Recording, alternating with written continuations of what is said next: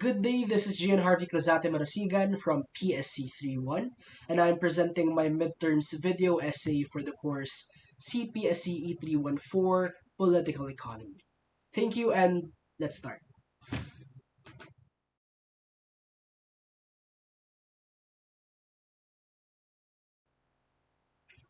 For the first question, compare and contrast the three dominant perspectives in international political economy, particularly economic liberalism, mercantilism, and structuralism.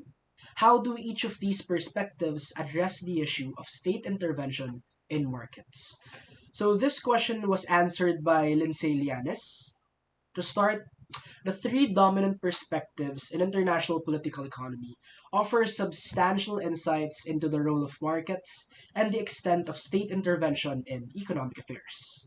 By comparing and contrasting these perspectives, namely economic liberalism, mercantilism, and structuralism, one can gain an insight of the global economy and how it is operationalized. In economic liberalism, proponents advocate for free markets, free trade, minimal government intervention, and the idea that individual self-interest can drive economic prosperity. Economic growth is best achieved when the government significantly reduces its interference in the economy, allowing supply and demand to establish their prices and production levels. The state's role is limited to maintaining law and order, as any intervention in the market can lead to inefficiencies, such as when the government offers subsidies or imposes tariffs that disrupt the natural price mechanism. In a free market, there is an increased competition that drives businesses to operate in order to surpass their competitors. And this competitive landscape ultimately fosters greater prosperity. This demonstrates that minimal state intervention promotes prosperity and fosters innovation. In contrast to economic liberalism, mercantilism emphasizes the crucial role of government authority in managing the economy. This viewpoint seeks to maximize national wealth and security by prioritizing exports and minimizing imports. It operates under the belief that international trade is a zero-sum game where one nation's gain necessarily comes at the expense of another's loss, suggesting that to increase one's wealth, resources must be appropriated from others. The state's role is to create policies that facilitate this perspective, which asserts that state intervention is essential for controlling economic activities and ensuring the accumulation of national wealth and interests. While structuralism is often associated with Marxism, which emphasizes the class struggles and the exploitation of the working class by capitalist classes, structuralism also addresses global inequalities and power dynamics between developed and less developed nations. This focus on inequality highlights how wealthier nations often benefit by extracting resources from poorer countries. Similar to mercantilism, structuralism also advocates for strong state intervention to correct these imbalances. The state must play an active role to prevent the exploitation of developing nations, as the free market is dominated by multinational corporations from wealthy countries. Therefore, structuralists advocate for state intervention to impose tariffs that will protect local industries and reduce reliance on wealthy nations.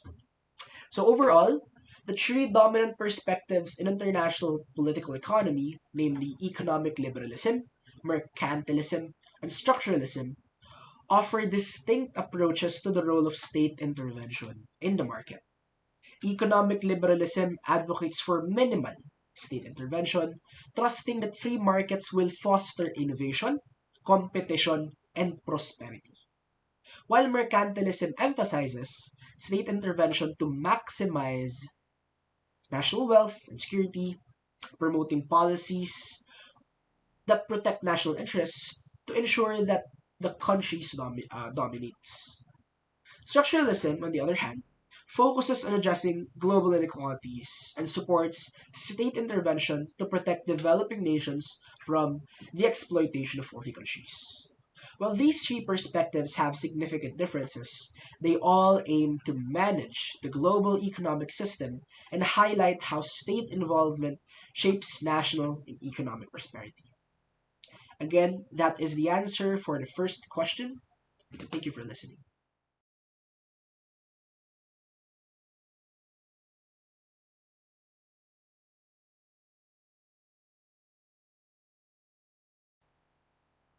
Now let's answer the second question.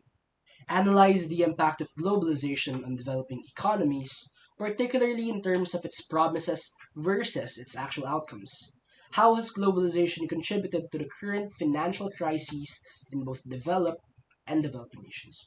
So, this question was answered by me. My answer is this: globalization is not in any way a novel concept. What we see now is merely the amplification of the globalizing process through modern communication technology and improved diplomatic associations. Globalization sees this as an opportunity for each country to better help each other resolve social issues by absolving the boundaries of states, encouraging open democratic discussions and exchange of ideas.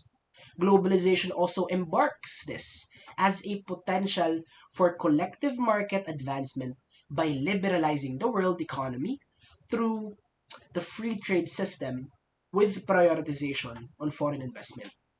However, the positive impact of globalization is only evident in developed countries which could have achieved the same level of progress without the dependence on global markets. For developing countries, they become exploited, but they are often left with little choice but to comply due to systematic economic constraints born from systemic issues or imposed by dominant actors. Let me elaborate.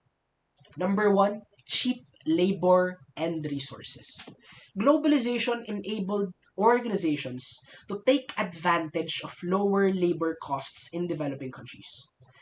While that concept may be beneficial in terms of providing job opportunities, perhaps, what genuinely happens, what only happens, is the exploitation of people who do not understand their value and are willing to work for much lower wages.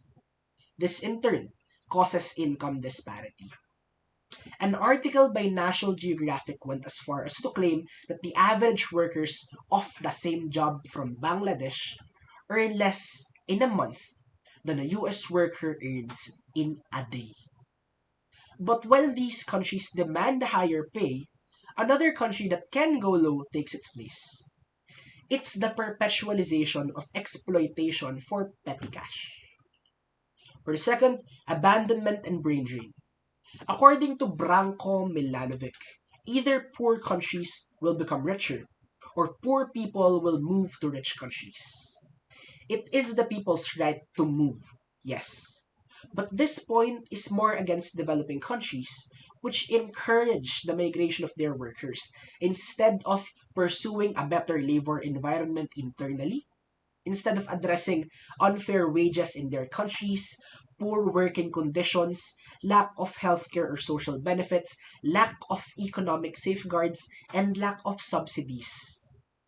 Developing countries like the Philippines simply export workers for the little income it provides. This in turn makes skills and productivity scarce where it is already scarce in the first place. Three is interdependence and neo-colonialism. There has been empirical evidence of developed countries using the pretense of globalization to mirror the glory of colonialism. Globalization encourages what it calls the interdependence of states for mutual benefit.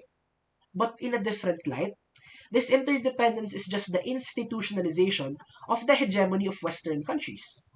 As poor countries continue to be reliant on them, they inevitably open their state to vulnerabilities like manipulation or quid pro quo arrangements, knowing that their economy is fueled by direct foreign investment and the lack of which incurs immediate collapse. Ultimately, the current financial crisis in both developed and developing nations have been disproportionately dealt with by globalization. Developed countries benefit greatly from the cheaper cost of labor and resources, from the number of skilled workers and eager workers that they can outsource or migrate to their economy, and from dependent countries whose aid will forever be at their disposal. Meanwhile, developing countries continue to suffer from social inequalities which persisted since time immemorial. From the trend of trickle-down economics by local corporations as the only true direct participants of globalization, and from the constant exploitation fueled by the notion of inferiority in value, culture, and skill. Globalization can be a catalyst for development, and that could be a separate discussion. But what I would like to emphasize in this video essay is the need for both developed and developing countries to acknowledge first the systemic issues of globalization. As a bare minimum, a little accountability for the downfall of globalization is warranted. That is my answer for the second question. Thank you.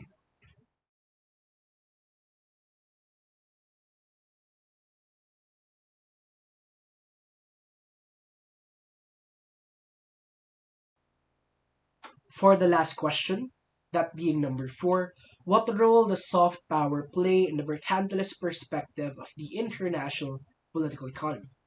How does it contrast with the use of hard power in shaping global economic relations?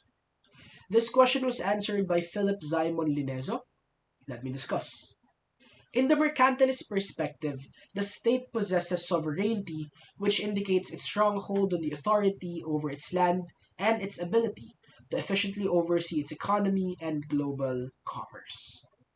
As the perspective prioritizes the continued accumulation of wealth and resources, the role of the government to this authority vested in them enables them to create and implement regulations, oversee assets, and establish commercial strategies that will protect their national interests and agendas.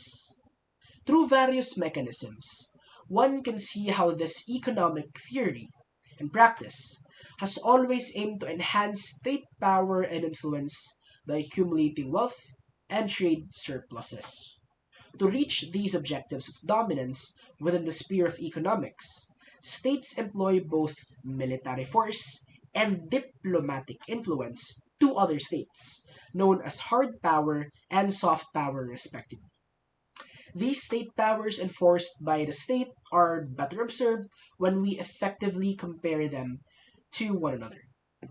So, soft power may be defined as the selective tools that reflect and protect a country's cultural values, beliefs, and ideals. In the mercantilist perspective, where there is a constant emphasis on the accumulation of resources, stricter government control over trade, and the objectives for national sufficiency, the use of soft power may be seen as more effective than hard power, as it rests on persuasion and mutual exchange. The effective imposition of this power elevates the status of the state in diplomacy and trade alliances, which would then result in a reduced friction in trade relations and fosters more favorable terms for its exports and resource accumulation.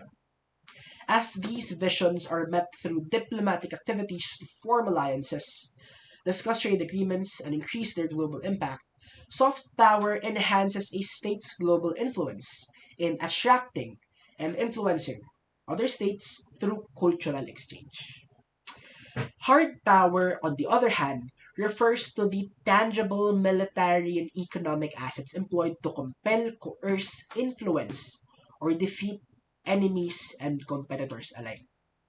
The use of this state power to assert dominance involves implementing tariffs or trade blockades to control and dominate the markets. This assertion of dominance also allows the state to control trade routes and monopolize resources that will prioritize the state's economic advantage. Through military intervention and restrictive trade policies with other states, it promotes a system of competition and conflict, often fostering hostility between nations. The disadvantages the state in the global economic relation because it restricts it from enhancing and expanding its economic influence in a sphere due to direct force of conflict that discourages other states from engaging and forming cooperative economic relationships. So, in contrast, hard power often leads to conflict and short term gains, whereas soft power fosters stability, cooperation, and lasting influence in the global economic sphere. Through the promotion of a more holistic cultural exchange between individual states, it creates a mutually beneficial relationship that contrasts to the reductive and hostile state that use hard power often fosters. Um, this threat of instability in a system, set off to the mercantilist perspective of promoting an influence, where the accumulation of wealth and resources will not only benefit the state, but will also enhance its standing as a dominant actor in the global economic relations. So that is the answer for question number 4. Thank you for listening.